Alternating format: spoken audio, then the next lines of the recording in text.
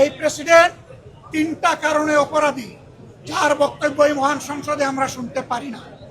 আমরা অনুরোধ করেছিলাম যে এই সংসদে যারা ফ্যাসিস্ট সরকারের দূষর ছিল, যারা খুনের সহযোগী ছিল, তারা কেউ যেন এখানে কোনো বক্তব্য রাখতে না পারে। এই প্রেসিডেন্ট তিনটা কারণে অপরাধী, যার বক্তব্য এই মহান সংসদে আমরা শুনতে পারি না। প্রথম কারণ হচ্ছে তিনি সমস্ত খুনের সহযোগী ছিলেন। তার আমলে যে খুনগুলো হয়েছে, একটা খুনের বিরুদ্ধেও তিনি শাসক গোষ্ঠীর প্রতিবাদ করেন নাই। সেই খুনে তিনি কোনো ব্যবস্থা গ্রহণ করেন নাই।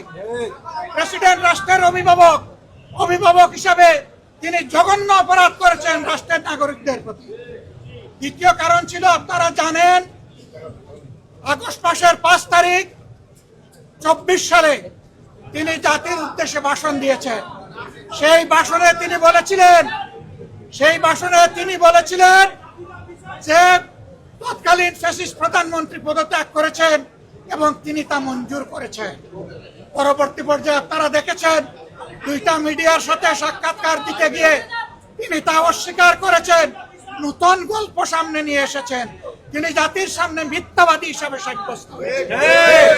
দেশের প্রেসিডেন্ট মিথ্যাবাদী সাব্যস্ত হওয়ার পরে প্রেসিডেন্ট হিসেবে তার আর কোনো নৈতিক অধিকার থাকে না। 3 নম্বর অপরাধ তিনি করেছেন, তিনি নিজের হাতে অর্ডিন্যান্স সাইন করেছেন। এই জুলাই অভ্যুত্থানের পরে ফেব্রুয়ারির 12 তারিখ নির্বাচন হবে। নির্বাচনের পরে যারা নির্বাচিত হবেন তারা 2টা ক্যাপাসিটিতে নির্বাচিত হবেন।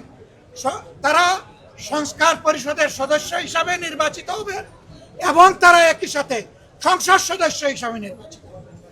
একই দিনে উভয় শপথ একই ব্যক্তি পড়াবেন। অত্যন্ত দুঃখের বিষয়, সেই শপথ দুটো আমরা নিলেও সরকারি দল নেয়নি।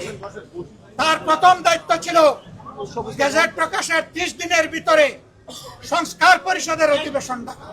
তিনি সেই অধিবেশন ডাকেন নাই। গণভোটে হার পক্ষে ভোট দিয়েছে 70% মানুষ। তিনি 70% জনগণকে, দেশবাসীকে অপমান করেছেন। এখানেও তিনি অপরাধ করেছেন। এই 3 অপরাধের কারণে আমরা তার ভাষণ শুনতে চাইনি এবং আমরা সরকারি দলকেও অনুরোধ জানিয়েছিলাম, স্পিকার মহোদয়কে অনুরোধ জানিয়েছিলাম তাকে যেন ভাষণ দিতে দেওয়া হয়। তারা আমাদের কথা কার্য করেন নাই। আমরা সংক্ষুব্ধ হয়ে সংসদ থেকে বের হয়ে এসেছি। আমরা আগামীতে এই সংসদে কোনো অন্যায়কে আমরা বরদাস্ত করব না এবং মেনে নেব। আমরা জনগণের স্বার্থের পক্ষে লড়াই করে যাব, অধিকারের পক্ষে লড়াই করে যাব।